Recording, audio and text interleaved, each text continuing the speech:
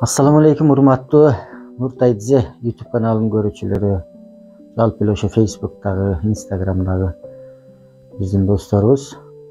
Сиздерге бир нерсени, бир окуяны айтып бергим келип атат. Бир гректерде болгон окуяда бир дөңсө бар дейт. Бир дөңсө территориясы тегереги бир базар дейт. Анан ошол дөңсөгө чыгып туруп анан грек бир акылманы болот экен. Ошо гректерде бир акылман ошо дөңсөгө чыгат дагы: "Эй грек эли, келгиле, мен бир акыл кеңешимди айтайын" десе, анан грек эли чогулат дейт. Анан ошол жерде айтат да акылман: "Эй грек эли, ойгонгула, биз ойгоно турган мезгил келди. Эгер бул кетиште кете турган болсок, балдарыбыз манкурт болуп калат" деп ошентип кеңештерин айтып берип атса, капкыракта сөздү айтып, "Бизди базардан, иштен, акчадан калтырдың" деп анан баягы эл жаман көрүп анан кайра түшүп, базарларына кирип кетип калат экен. Анан кийин эртеси баягы акылман дагы дөңсөгө келет дагы: "Эй грек эли, келгиле, мен силерге бир башка бир хикая айтып берейин, кызыктуу" десе, анан баардык элдер келип, анан тегеректе отурат экен. Отурганда анан мынтип айтат да: "Бир кошунасы дейт, бир кошунасынан эшегин арендага сурайт экен. Мен саякатка чыгып келейин, бир сапарга чыгып келейин, сен эшегиңди берип тур" деп, анан арендага эшегин сатып алып, анан сапарга жөнөсө, баягы эшектин ээси айтат: "Мен деле бара берейинчи, сени менен кошулуп барсам болобу" десе, "Болот" деп анан аны беришти болот экен. Эшектин ээсин беришти болот. Анан жолдо келатып, анан чарчап, чаалыгып, күн ысып кетет. Анан бир маалда анан ошол эшектен түшүп, анан эс алалы дешип, анан эшектин көлөкөсүнө, баягы эшекти арендага алган бала эшектин көлөкөсүнө отурса, эшектин ээси эмне дейт: "Сен тур эшектин көлөкөсүнөн. Эшектин көлөкөсү мага тиешелүү" дейт.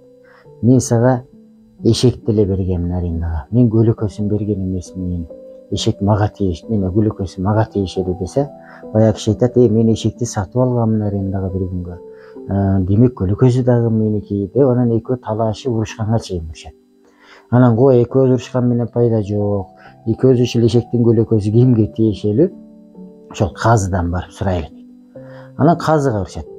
Казыга барып, ушундай мен арендага алдым эле, анан сапарга чыктым эле, анан бул келди, анан ушундай деп баардык окуяны кызыктуу кылып туруп, анан грек эли аябай кызыктуу кылып айтып берет дагы. Анан ушундай болду. Анан биз көлөкө талаштык, уруштук, мушташтык. Эми сизге келдик. Ушул эшектин көлөкөсү кимге тиешелүү? Ушуну бир айтып берип койсоңуз" деп айтыптыр баягы эле эшек менен келген эки адам дейт. Деп туруп, анан баягы акылман эмне дейт? Анан сөздү бүтүрбөй, анан дөңсөөдөн ылдый көздөй жөнөйт. Жөнөсө, грек эли аркасынан ээрчип алыптыр дейт. Айтпайсыңбы?